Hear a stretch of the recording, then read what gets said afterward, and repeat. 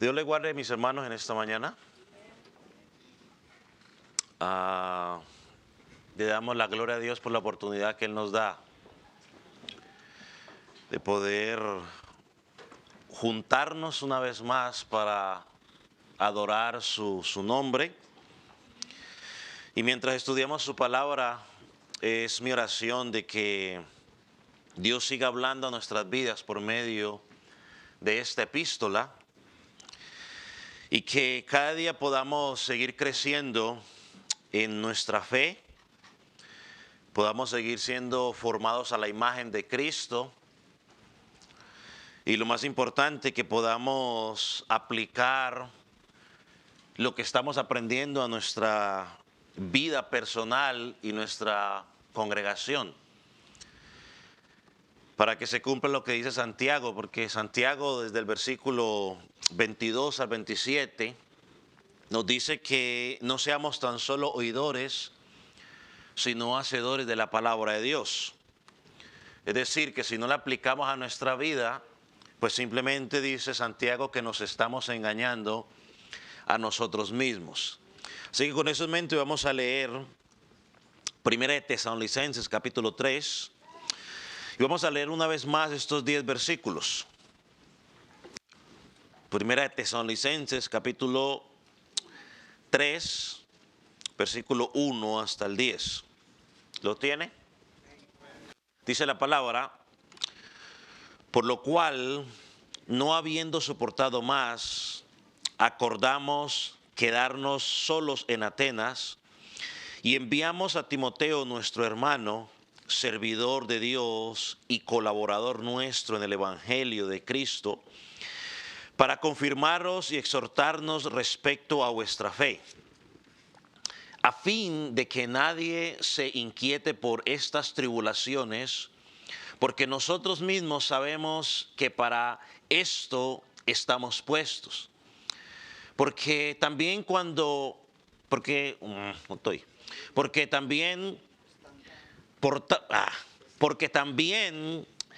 estando con vosotros os predecíamos que íbamos a pasar tribulaciones, como ha acontecido, sabéis.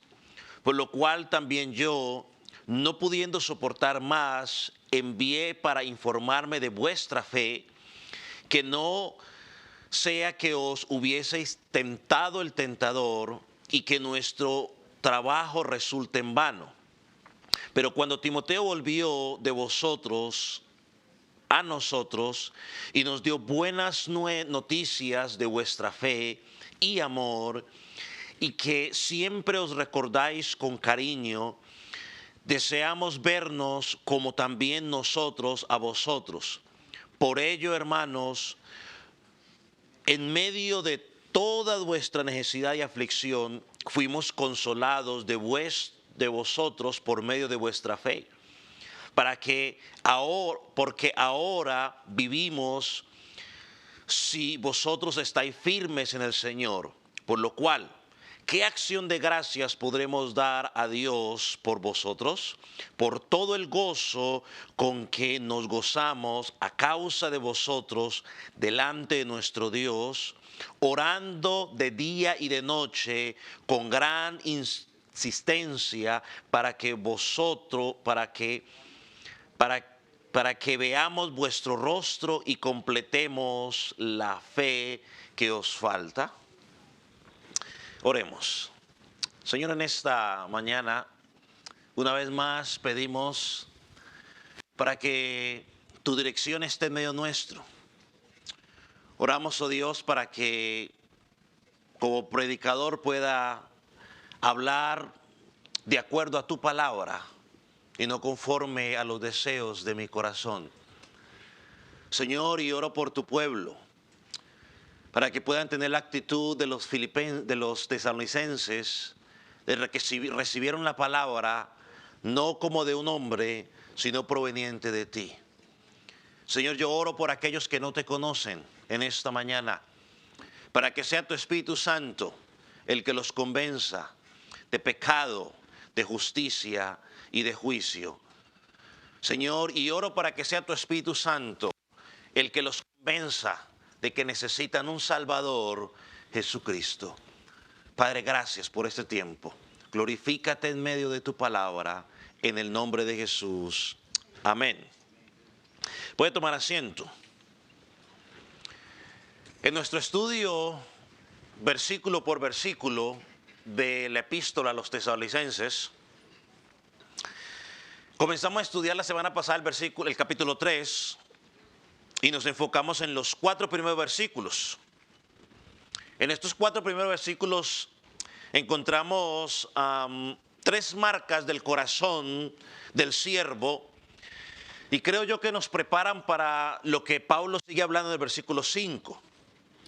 Déjeme recordarle rápidamente lo que hablamos. En el versículo, en la primera marca, hablamos del amor y la preocupación pastoral, y eso lo encontramos en el versículo 1.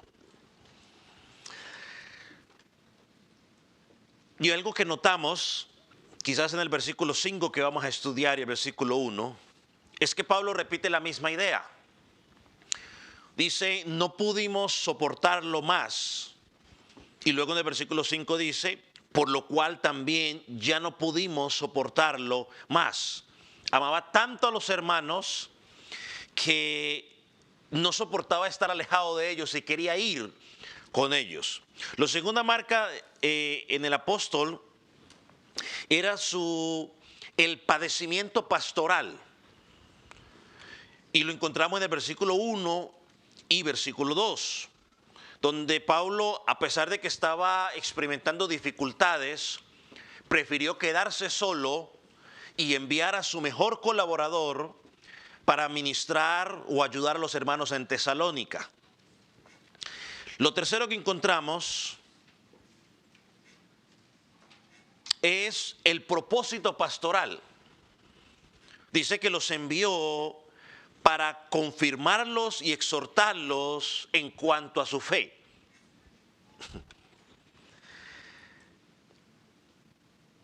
Y yo mencioné, creo, 2 propósitos.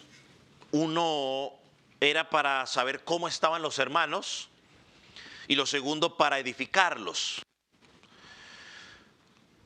Y dejamos claro que la labor pastoral es exhortar y confirmar a los hermanos por medio de la palabra. No es por medio del testimonio, no es por medio de historias, es por medio de la palabra. La Escritura nos deja bien claro que la única manera para confirmarnos en Cristo o en nuestra fe es a través del estudio de la palabra, ya sea el estudio personal o el estudio congregacional, como estamos haciendo en esta mañana. Y esto nos lleva a lo cuarto que encontramos, o la cuarta marca que encontramos en el apóstol Pablo en estos pasajes, y lo podríamos llamar evaluación pastoral. Versículo 5 dice, por lo cual también yo, no pudiendo soportar más, envié para informarme de vuestra fe, no sea que os hubiese tentado el tentador y que vuestro trabajo resultase en vano. Aquí miramos una preocupación válida en el corazón del apóstol Pablo. Dice, no pude aguantar más y envié a Timoteo para averiguar acerca de vuestra fe. ¿Cuál es la razón? Él dice en el versículo, él esperaba que el tentador no los hubiera arrastrado con sus tentaciones y que todo el esfuerzo que él puso durante esas 3 semanas haya sido en vano. Es el verdadero corazón del cuidado pastoral. Pablo tenía un sentido de vigilancia y de protección por estos hermanos. Él estaba preocupado por la salud espiritual de estos hermanos. Ahora recordemos algo. Pablo, dijimos la semana pasada, estaba en Atenas. Se había quedado en Atenas, envió a Timoteo. Por lo que leemos en la Escritura sabemos que había regresado o había ido a Corinto Pablo.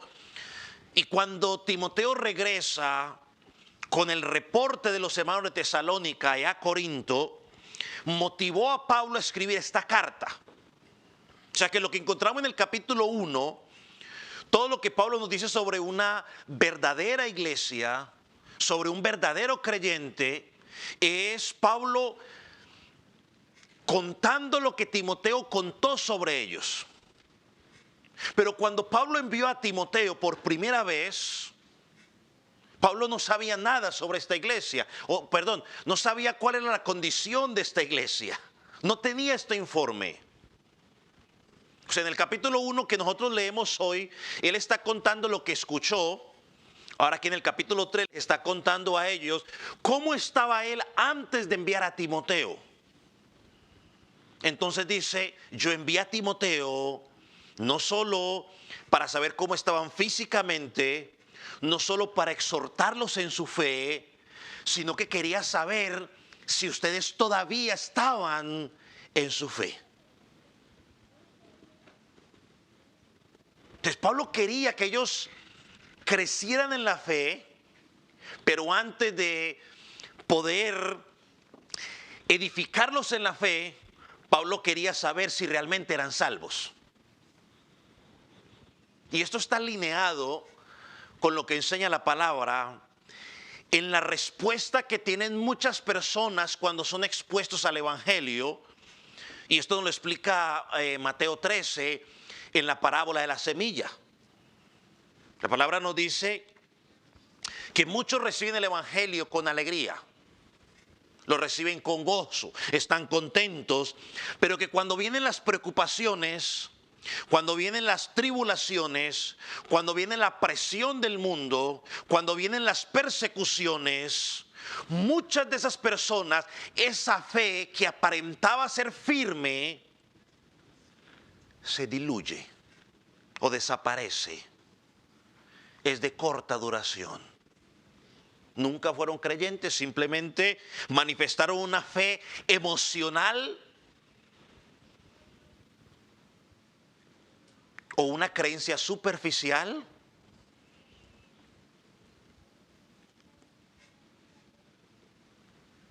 Así que solo el tiempo dice si hay una fe verdadera o una fe falsa. Cuando Pablo envió a Timoteo, todavía no había ninguna confirmación del amor o del trabajo del amor de sus hermanos, de la paciencia, de la esperanza. Pablo todavía no sabía que verdaderamente se habían separado de los ídolos para servir a Dios y que estaban esperando a Jesucristo. Pablo no sabía eso. Así que a veces es difícil saber a primera vista si alguien es un verdadero creyente o si alguien verdaderamente se ha arrepentido. Pero cuando llegan las pruebas, cuando llega la persecución, entonces se evidenciará si mi fe es una fe salvífica. El cristiano, según la Escritura, no se conoce por levantar la mano ni porque repitió una oración. La Escritura dice que el cristiano se conoce por sus frutos. La Escritura dice que somos salvos por gracia, por medio de la fe, para que andemos en las obras que Dios preparó de antemano. Entonces el cristiano es aquel que está constantemente caminando en las obras que Dios preparó de antemano para él. Y sobre todo el cristiano verdadero es el cristiano que persevera en su fe en medio de las tribulaciones y persecuciones. Hermanos, la perseverancia es una marca indiscutible de nuestra salvación. Yo no persevero para ser salvo, no, soy salvo o persevero porque soy salvo. Es mi evidencia. Y la Biblia enseña en Filipenses 1:6 que el que comenzó la buena obra la terminará. La salvación es por medio de Dios, es por medio de su Espíritu Santo obrando en nosotros, que nos convence de pecado, de justicia, de juicio, nos convence de que el Salvador es Cristo y que tenemos que ir a Él. Entonces Pablo quería edificar a estos hermanos, pero antes quería saber si su fe era genuina. Y sabe, cuando uno lee esto, uno empieza a pensar en cuántos errores muchas veces uno comete. Porque asumimos por ciertas experiencias o ciertas acciones que alguien es salvo cuando en realidad no lo es. No podemos discipular a alguien que no es salvo. Es imposible. Aunque a alguien que no es salvo no le podemos hablar de santidad. No le podemos hablar de justicia. A un impío no le podemos pedir que lea la Escritura, que la entienda. ¿Y por qué no lo podemos? Porque la palabra dice que está como muerto en delitos y pecados. Y Corintios nos dice que las cosas espirituales para el hombre natural o para el hombre carnal le son locura, no las puede entender. Entonces Pablo quería saber si esos hermanos realmente eran salvos para así poder edificarlos en el crecimiento espiritual. Si no son salvos, entonces hay que evangelizarlos, que son dos cosas diferentes. Pablo dice, volviendo al versículo, no pudiendo soportar más, envié para informarme de vuestra fe, no sea que os hubiese tentado el tentador y que nuestro trabajo, el trabajo resulte en vano. ¿Sabe? Esto me recuerda a Hechos capítulo 20, versículo 29, porque el apóstol mire lo que dice allí. Búsquelo rápidamente. Hechos capítulo 20, versículo 29. Creo que esto va aquí alineado.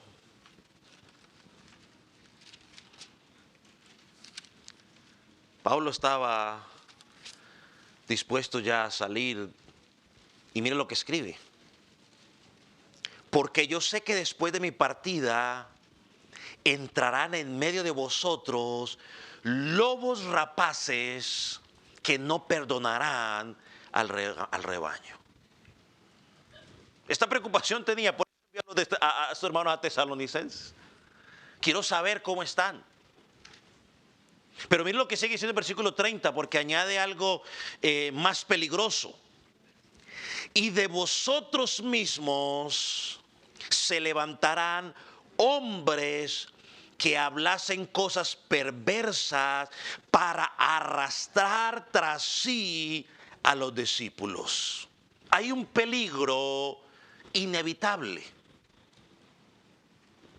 Por eso Pablo al final de su vida le escribió al pastor Timoteo, allá en Timoteo, 1 Timoteo 4:6, y le dice: Timoteo, si esto enseñas a los hermanos, serás un buen ministro de Jesucristo, nutrido con la palabra de la fe y de la buena doctrina que has seguido. Entonces Pablo le dice a Timoteo,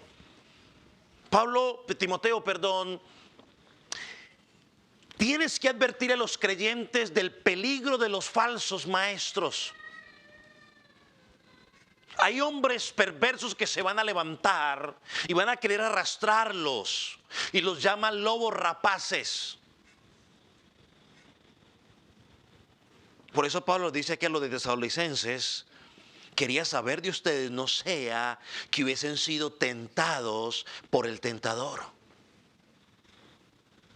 Hermano, y lo hemos dicho varias veces, Satanás está en el negocio de tentar al pueblo de Dios.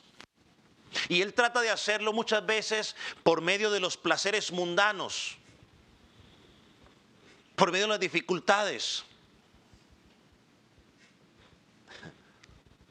La Biblia nos enseña que Satanás muchas veces lo hace a través de las distracciones de este mundo. Él arrebata, volviendo a la parábola de la semilla, él arrebata la buena semilla que es puesta muchas veces.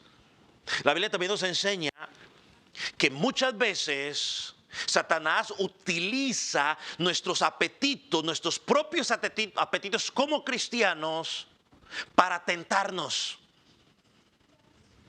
Usted lo puede leer en 1 Timoteo 7:6. Satanás también, ¿sabe qué hace? Provoca discordia, desavenencias entre los hermanos para tentarnos. Satanás también intenta que la gente no llegue a Cristo. 2 Corintios 4:4 dice que el Dios de este siglo cegó el entendimiento. ¿Para qué?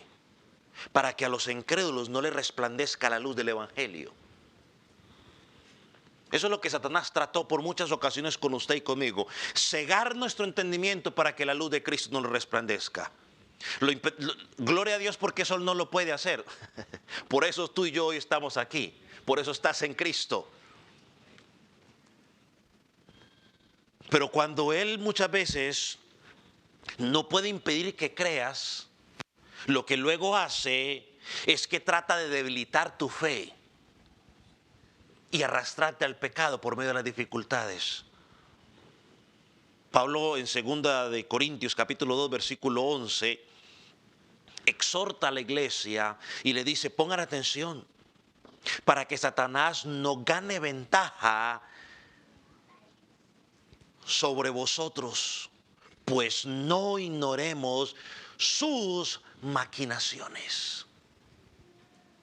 Hermano, no podemos andar en la vida como si estuviéramos en un cuento de hadas. Satanás anda tras tuyo, tras mío, tratando de debilitar nuestra fe. ¿Y cómo lo hace? A través de cualquier circunstancia que él pueda utilizar. 1 de Pedro 5:8, ya lo estudiamos, nos dice lo mismo. Satanás anda como león rugiente buscando a quien devorar. En 2 Corintios capítulo 11 nos dice un pasaje que todo cristiano en el día de hoy sobre todo debería estar con los ojos bien abiertos. Porque dice ahí que Satanás se disfraza como ángel de luz. Ese cuento que siempre nos han contado, que Satanás aparece con un tenedor, con una cola y con orejas y con cachos, es televisión. La Escritura dice que Él se presenta como un ángel de luz. Es decir, que Él se presenta fingiendo ser un verdadero predicador. Se presenta con la Escritura, leyendo 2 o 3 versículos. Se presenta como un verdadero profeta de Dios, que quiere hablar de parte de Dios. Pero al final es un mentiroso y busca engañarte y busca desviarte de Dios. Hermano, Satanás roba. Juan 10:10. Aunque si soy estricto, el contexto no está hablando de Satanás, pero Satanás roba. O sea, el contexto de Juan 10:10 no es exactamente de Satanás, está hablando de los falsos maestros. Si somos más estrictos. Pero sabemos que él roba, que es una serpiente que engaña, como dice 2 Corintios 11:3. Y es un león que quiere devorar, como dice 1 de Pedro 5:8. Así que él se puede ocupar de cualquier instrumento para atacarnos. Él es astuto y él sabe específicamente en cómo te puede tentar a ti para debilitar tu fe. Él lo sabe. Por eso Pablo señala en Corintios, y este sí lo voy a leer, bueno, lo mencioné, pues no lo había leído, lo vamos a leerlo, 2 Corintios 11:3, hablando a los de Corintios. Miren lo que les dice: Pero temo que como la serpiente con su astucia engañó a Eva, a vuestros sentidos sean de alguna manera extraviados de la sincera fidelidad a Cristo. Esa era la preocupación de Timoteo, de Pablo. Y por eso envía a Timoteo. Ahora, la preocupación no era que fueran tentados, porque las tentaciones que siempre van a estar ahí. Es más, la semana pasada estudiamos que él dijo, para esto hemos sido puestos. La preocupación de Pablo era que esos creyentes hayan sido arrastrados por esas tentaciones. Que esas persecuciones hayan arrastrado a los hermanos y los hayan alejado de la fe cristiana. Demostrando así que su fe no era una fe genuina. Ahora, el apóstol Pablo sabía que eso pasaba, porque él mismo al final de su carrera reconoció con dolor en su corazón que en algún momento uno de sus colaboradores que estuvo allí, que fueron parte del ministerio con él, Demas, dice, Demas amó al mundo. ¿Y cómo demostró Demas que amaba al mundo? Volvió atrás. Entonces Pablo sabía de que había momentos o personas que pueden estar allí, que pueden haber servido. Alguien podría pensar, no, pues cualquiera que estuvo sirviendo con el apóstol Pablo tenía que haber sido verdaderamente salvo. Demas demostró lo contrario. Ese era el temor, esa era la preocupación del apóstol, y por eso envió a Timoteo. Porque con Demas se manifestó lo que enseña Primera de Juan 2:19. No eran de nosotros. Entonces aquí vemos ese cuidado protector de Pablo como pastor. Por eso él los protegía de qué comían, de qué agua bebían. Los protegía de la roca, los protegía de los lobos rapaces, los protegía de los ladrones. Ese es el trabajo. O sea, aquí vemos a Pablo en Atenas separado de estos hermanos, pero pensando en la condición espiritual de estos hermanos. Y haciendo lo necesario para que esa condición espiritual de esos hermanos crecieran. Miren lo que dice el versículo. No sea que os hubiese tentado el tentador y que nuestro trabajo resultase en vano. O sea, lo que Pablo está diciendo en esta última fase, que quizás es una tremenda declaración, es que si Satanás logró sacarlos de allí,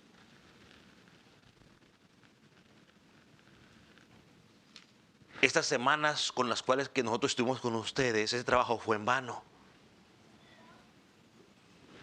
Y creo que esto me llevó también a pensar en los hermanos en Gálatas. Pablo predicó el evangelio, se plantó la semilla allí, y luego vinieron los judaizantes y empezaron a decir, no, mire, no, es Cristo más las obras. Y empezaron a añadir obras. Pero miren lo que Pablo les dice a estos hermanos en Gálatas capítulo 1, versículo 6. Gálatas capítulo 1, versículo 6.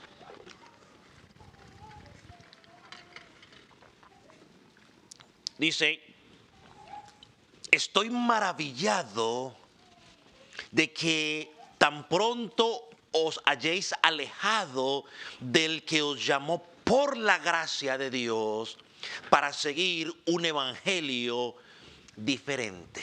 Y él luego explica, no es que haya un evangelio diferente. O sea, me sorprende cómo fueron arrastrados. Mira el versículo 9. Si alguno os predica diferente evangelio del que habéis recibido sea maldito. Si alguno os predica, sea maldito. Un evangelio diferente. Luego en el capítulo 2, versículo 2, miren lo que dice. Pero subí según una revelación, y para no correr o haber corrido en vano, expuse en privado a los que tenían cierta reputación el evangelio que predico entre los gentiles. Una vez más, él quería estar seguro de que no estaba predicando en vano. A los Filipenses capítulo 2, versículo 16, miren lo que le dice. Asidos de la palabra de vida, para que el día de Cristo yo pueda gloriarme de que no he corrido en vano, ni en vano he trabajado. Pablo quería saber que la fe de estos hermanos era una fe real, no una fe superficial. Y por eso se mantuvo firme en su labor. Es por eso que cuando uno piensa en esto, en esta actitud de Pablo, es que los pastores debemos tener mucho cuidado en qué le enseñamos a la congregación. Si recomendamos un libro, mucho cuidado en qué libro vamos a recomendar. Si invitamos a un predicador, mucho cuidado a qué predicador vamos a invitar. Por eso se predica constantemente la santidad, rectitud, obediencia. Y en algunos casos en la congregación se aplica la disciplina cuando es necesario. ¿Para qué? Para proteger al creyente del tentador. Para evitar que el tentador con sus mentiras arrastre a los creyentes o los ponga a dudar. Para que así el trabajo no sea en vano. Por eso el Señor Jesucristo, el verdadero pastor, el pastor de pastores, cuando estaba orando al Padre por la iglesia, le dijo: Padre, te pido no que los quites del mundo, sino que los guardes del mal. Fue el mismo Jesús que le dijo a Pedro: Pedro, Satanás ha pedido tu vida para zarandearte, pero yo voy a clamar, yo voy a interceder para que tu fe no decaiga. Esto nos lleva a una quinta marca en el corazón pastoral del apóstol Pablo, y es el gozo pastoral. Esto nos habla del placer que había en el corazón de Pablo al escuchar el reporte de Timoteo. Versículo 6. Bueno, 7 y 8 dice: pero cuando volvió de vosotros a nosotros y nos dio buenas noticias de vuestra fe y amor, y que siempre nos recordáis con cariño, deseamos vernos como también nosotros a vosotros. Por ello, hermanos, en medio de toda nuestra necesidad y aflicción, fuimos ¿qué? Consolados de vosotros por medio de vuestra fe, porque ahora vivimos si vosotros estáis firmes en el Señor. Hermano, qué gozo en el apóstol.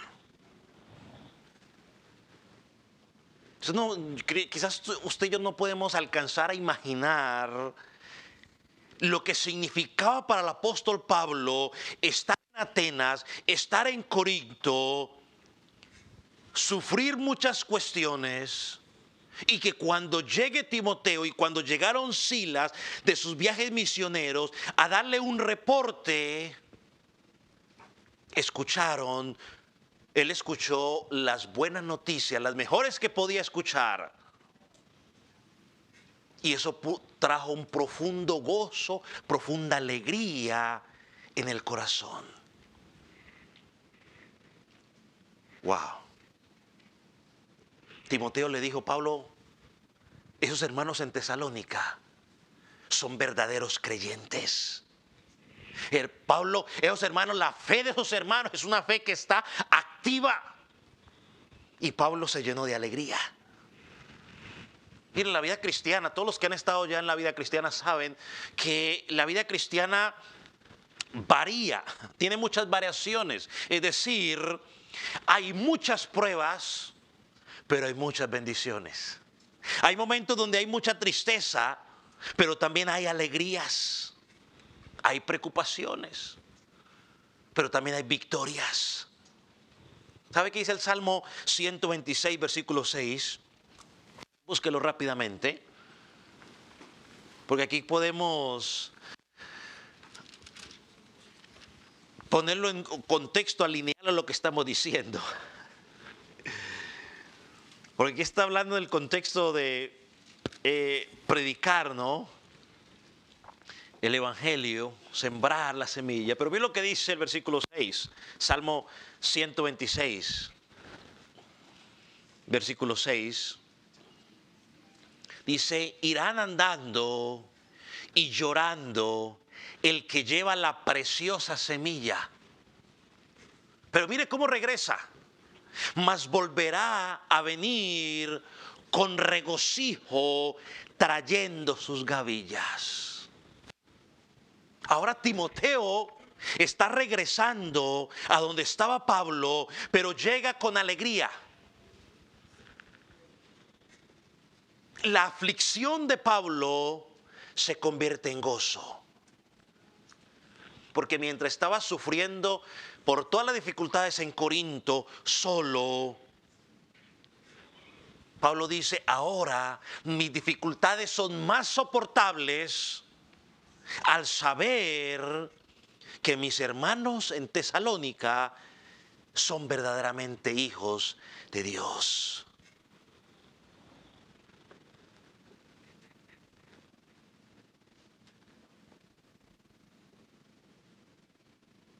Dice que regresaron, versículo 6, y nos dio buenas noticias de vuestra fe. Buenas noticias de vuestra fe. Lo que Pablo mandó a investigar. Buenas noticias. Estos hermanos son fieles a Dios. Dios está obrando en esas personas. La fe de sus hermanos es una fe firme. Es una fe que ha soportado las dificultades, las tentaciones. Una fe que ha soportado los malos comentarios de los falsos maestros sobre Pablo, sobre las enseñanzas de Pablo. La fe de los hermanos sigue firme. Y era un gozo indescriptible. Y quizás solo los que están a cargo de personas y ven cómo esas personas permanecen en la fe, quizás podrán entender el gozo y la alegría del apóstol Pablo al escribir esto.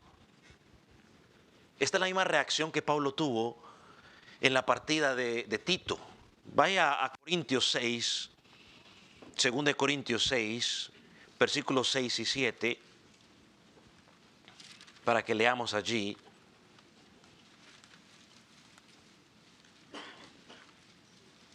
Segunda 7, versículo 6. Mira lo que dice: pero Dios, que consuela a los humildes, nos consoló con la venida de Tito, y no solo con su venida, ponga atención, sino también con la consolación que él había sido consolado en cuanto a vosotros, haciéndonos saber vuestro gran afecto, vuestro llanto, vuestra solicitud por mí, y de manera que me regocijo aún más.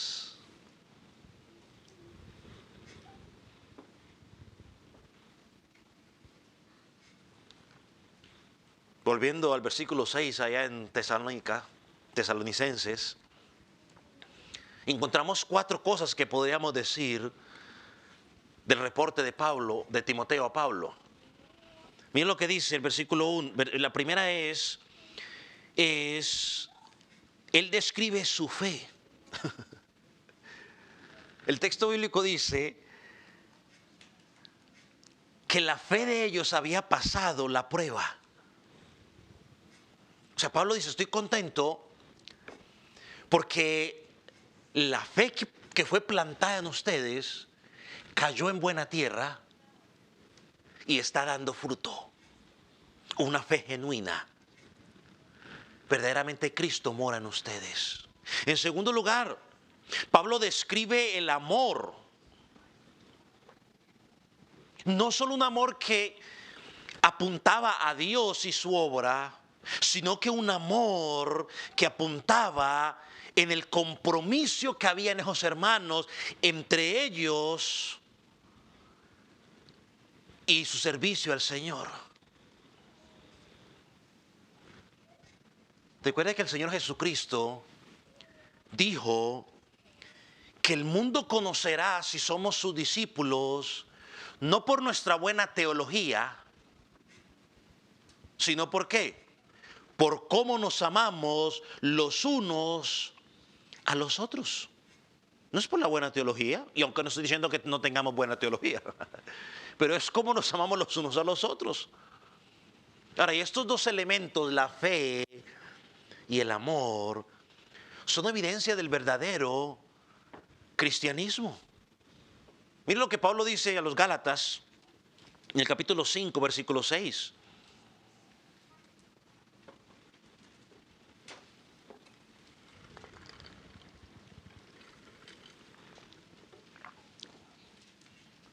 Dice, porque en Cristo no es la circuncisión que vale algo. Es decir, no es la raza, ni la incircuncisión, sino la fe que obra por el amor. Tercera cosa que podemos resaltar de este versículo 6. El gozo. Pablo describe el gozo. La noticia produjo gozo en él. Porque había una alegría, un afecto mutuo. Dice el pasaje que siempre nos recordáis con cariño. Demuestra que aunque habían pasado varios meses o años ya, que Pablo se tuvo que ir de una forma, ¿cómo se dice la palabra? Inesperada, o sea, salió rápido. Que a pesar de que habían recibido comentarios negativos sobre el comportamiento, sobre la enseñanza de Pablo y sobre el carácter de Pablo, Pablo aquí se entera de que esos hermanos lo tenían en alta estima. O sea, no se dejaron llenar la cabeza por los comentarios. Ese es el amor verdadero cristiano. Y mire que esa palabra que dice allí, recordáis, en el versículo 6, dice que siempre os recordáis. Hermano, significa mucho más que no olvidarse de alguien. Mucho más. Es un recuerdo intenso.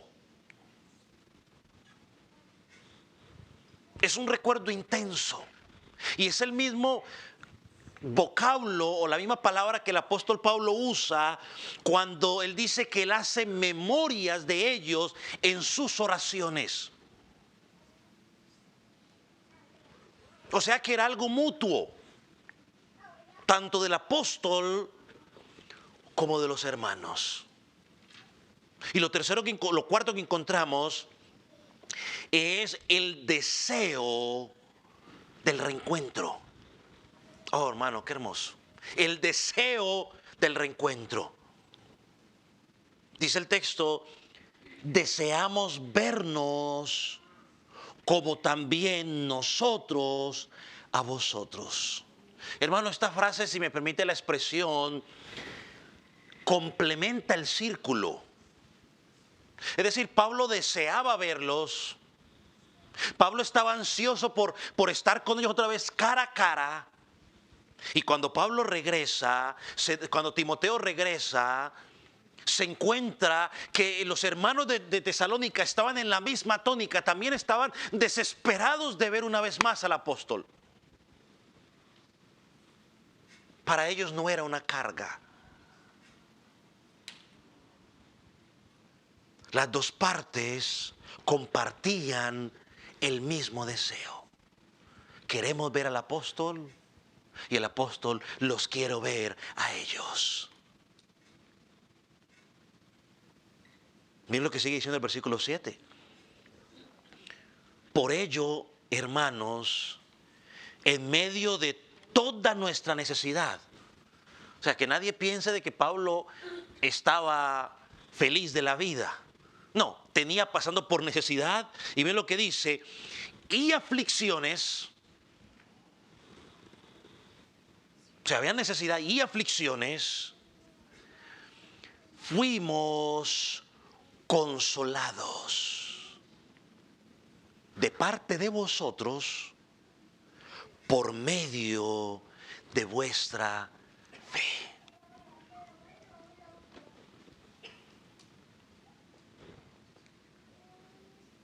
La noticia de saber que los hermanos de Tesalónica, su fe era firme, permitió a Pablo que en medio de todas las dificultades que estaba pasando, fueran más fáciles de él para llevar. Recuerde que lo vimos la semana pasada. Él mismo dijo, yo todo lo soporto por causa de ¿quiénes? De los escogidos. Es decir, no me importa lo que yo esté pasando, con tal de que yo vea o que pueda ver la evidencia de salvación en la vida de estos hermanos. Hermano, para un verdadero siervo de Dios, ver los efectos del evangelio en la vida de una persona produce alegría incomparable.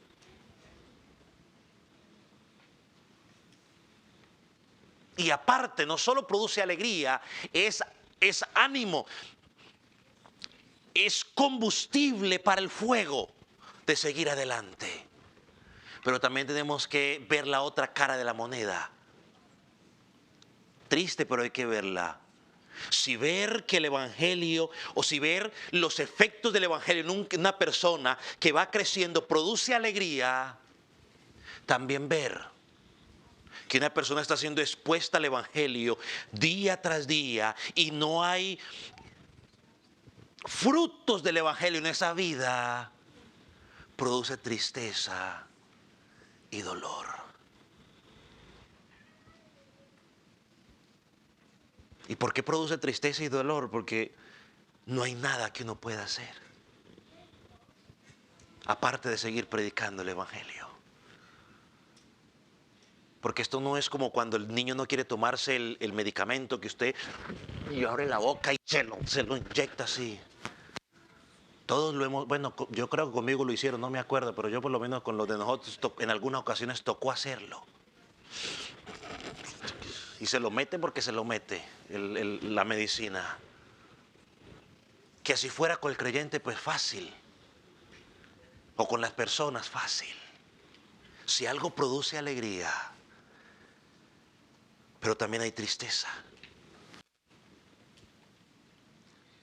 Cuando no hay frutos. Ahora miren lo que dice el versículo 8. Porque ahora vivimos si vosotros estáis firmes en el Señor. ¡Wow! Miren lo que él dice, vivimos. Ahora, miren, déjenme leer sobre la traducción lenguaje actual, que lo dice más claro todavía. Ahora que sabemos esto, es decir, que ustedes son salvos, sentimos nuevas fuerzas para seguir viviendo. ¡Wow! Esa es la alegría. Ahora que sé que eres salvos, ahora que sé que el tentador sí los ha tentado, pero ustedes siguen allí firmes. Ahora que sé que han pasado por muchas dificultades y problemas y ustedes no se mueven de donde están. Pablo dice, tengo nuevas fuerzas para seguir viviendo. Wow.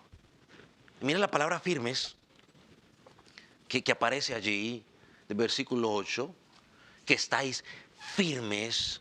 Dicen los estudiosos que es de un término militar que habla, y miren lo que dice el significado, que habla de aquella persona, porque cuando yo lo pensé en firme la primera vez pensé que era nomás aquí estar, aquí así firme, ¿no? Como, estaba pensando eso en mi mente, pero cuando miré un poco más, dice que es la persona que se niega a retirarse cuando está siendo atacada.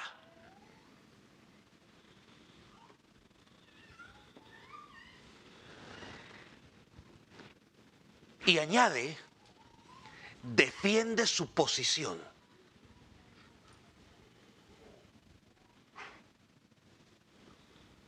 ¿Sabe qué me acordé? Del rey David, cuando mandó la carta y dijo, pongan a Urías al frente de la batalla y al resto, ¿qué? Backup. Háganlos retrasar, retrásenlos, déjenlo allá solo. Esta palabra, dice él, firmes. La persona que se niega a retirarse mientras ha sido atacada y se pone allí para sostener su posición. Ahora aplíquelo a la fe. El enemigo te va a atacar de una u otra manera. La verdadera fe se mantiene firme, defiende su posición en Cristo. Someteos pues a Dios, resistid al diablo y él huirá de vosotros. Y eso es una enseñanza que Pablo dijo constantemente. Voy rápido, 1 Corintios 16, versículo 13. Velad, estad siempre firmes en la fe. Dice, siempre firmes. Portaos varonilmente y esforzaos. La vida cristiana requiere esfuerzo.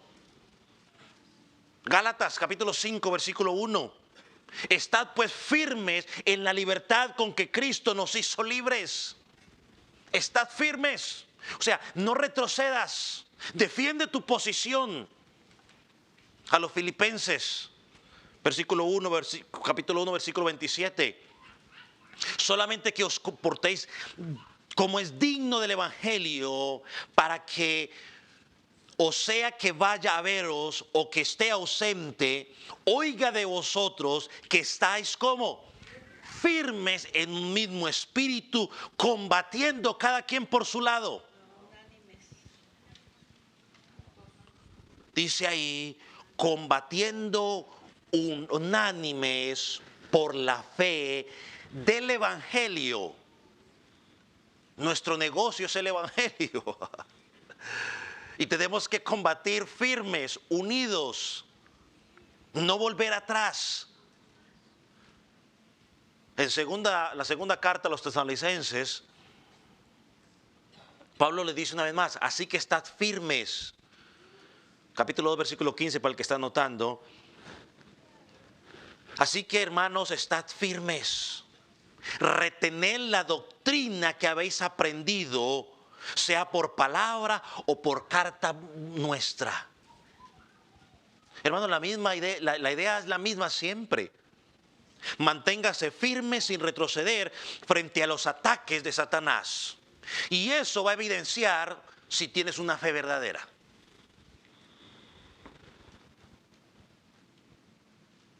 Entonces todo siervo del Señor encuentra satisfacción al ver al creyente dando frutos de santificación. No hay dinero, No hay posesiones materiales que puedan reemplazar la alegría en el corazón de un siervo de Dios, que el ver a los hijos de Dios caminando en las verdades del Evangelio. No la hay. El deleite del pastor no es el tamaño del edificio,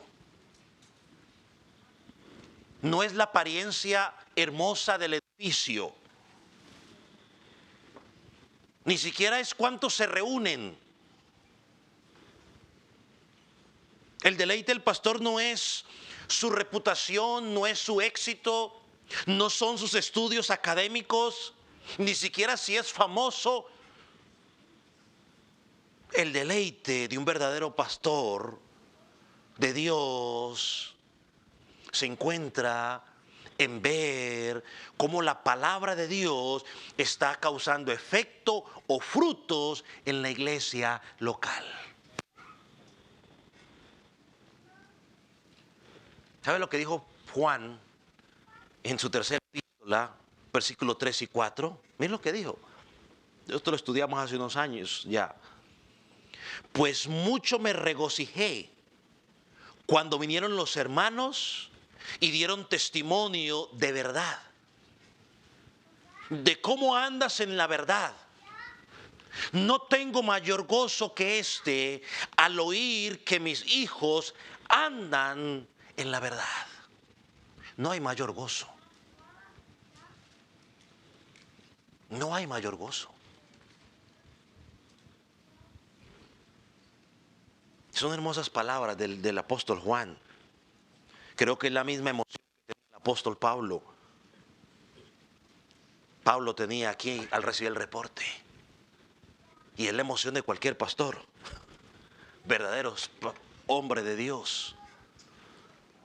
Miremos rápidamente el versículo 10, 9 y 10. Dice, por lo cual, ¿qué acción de gracias podemos dar a Dios por vosotros?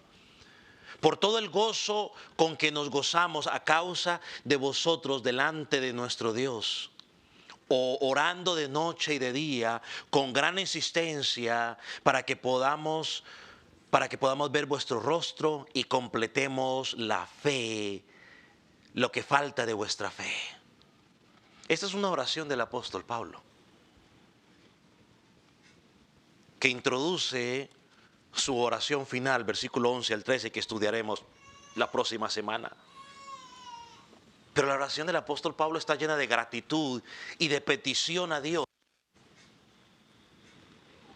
¿Está agradecido en Dios por la obra de gracia en estos hermanos? Miren lo que dice. ¿Qué acción de gracias podremos dar a Dios por vosotros?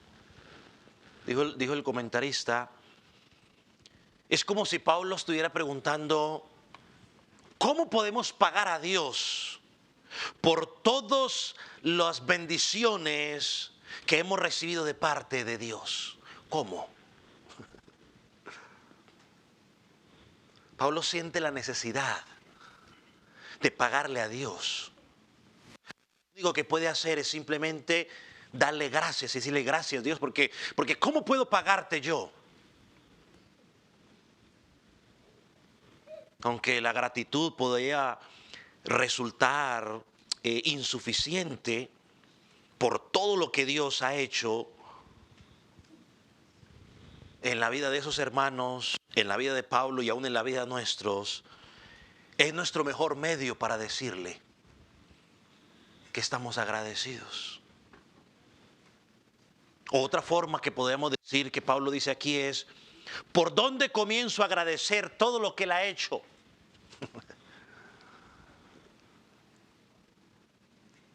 Esto nos recuerda el Salmo 16, Salmo 116, versículo 12, que dice, ¿qué pagaré a Jehová por todos sus beneficios para conmigo? ¿Qué podemos pagarle? ¿Con qué le podemos pagar? Me imagino darle gracias, vivir agradecidos y vivir en las obras que Él preparó de antemano para nosotros, es decir, vivir en obediencia. Pero yo creo que, hermano, que por medio de la acción de gracias, le damos la gloria a Dios, la gloria que Él se merece. ¿Usted recuerda cuando sanó a estos leprosos y solo regresó uno? Solo uno regresó agradecido. Y Él preguntó: ¿dónde están los otros? Pero en esta oración también vemos una segunda cosa. Vemos por lo menos dos cosas, al menos. Vemos la oración de un pastor comprometido que tiene un anhelo de poder ver el rostro de sus hermanos, lo cual implica tener comunión con ellos. Y ponga atención a esto: disfrutar de las consecuencias prácticas de pertenecer al cuerpo de Cristo. Y en segundo lugar, completar lo que falta de la fe. Es decir, aprovechar la oportunidad para seguir enseñando la verdad, para seguir corrigiendo a los hermanos, para que sigan creciendo en Cristo. Dos cosas vemos en esta corta oración. Un aspecto físico y un aspecto espiritual. El físico, deseamos verlos. Quiero verlo cara a cara. Cara a cara. Pero al mismo tiempo hay una parte espiritual. Quiero que sigas creciendo en tu fe. Y aquello que no te pude enseñar esas 3 semanas, quiero seguir enseñándote para que sigas creyendo. Hermano, ¿qué aprendemos de esta corta oración?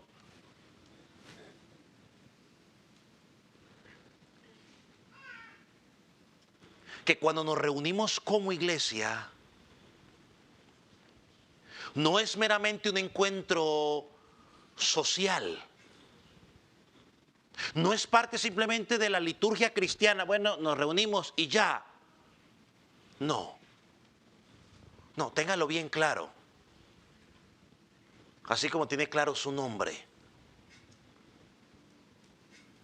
Cada vez que el pueblo de Dios se reúne, aparte de adorar a Dios como pueblo, es una oportunidad para que las personas puedan crecer en la verdad del Evangelio, para que crezcamos en la comunión los unos con los otros. Eso no lo podemos olvidar. Sí, nos adoramos nos reunimos para adorarle. Amén. Pero no solo eso. Nos reunimos para crecer en la verdad y para crecer en comunión los unos con los otros. Esa es la parte práctica de pertenecer al pueblo de Dios.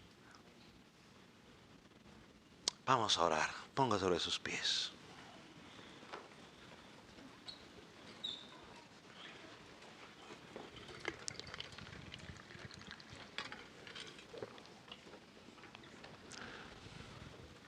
Padre, gracias. Gracias por tu palabra. Porque ella nos confronta.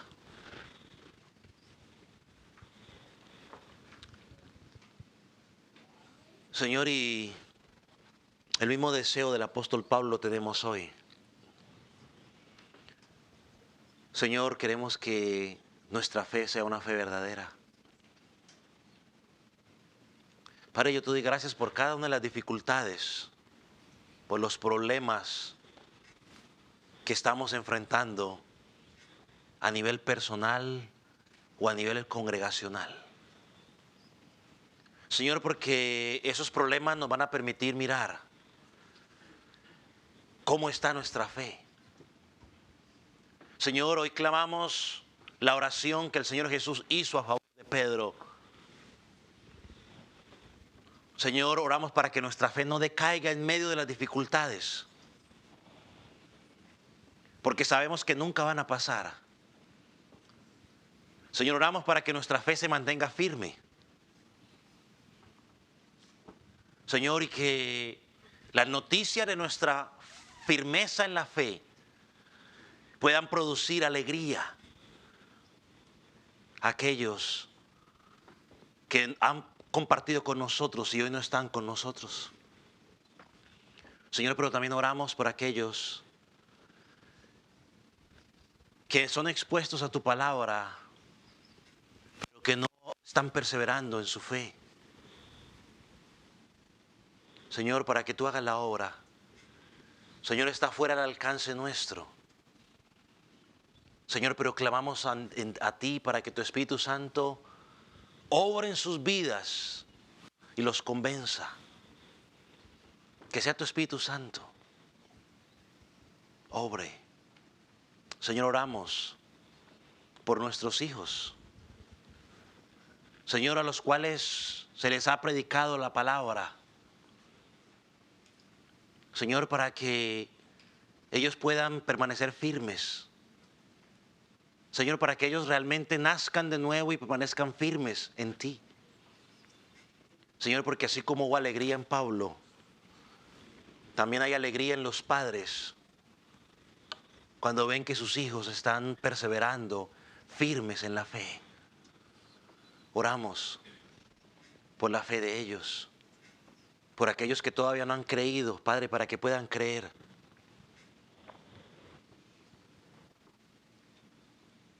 Espíritu Santo, convence a los que no te han conocido. Que aquellos que están esta mañana aquí, Señor, sea tu Espíritu Santo el que obra en sus vidas y les permita ver la necesidad de un Salvador. Y eres tú, Cristo Jesús. Que les permita ver su condición de pecadores. Que las obras de ellos no los salvarán,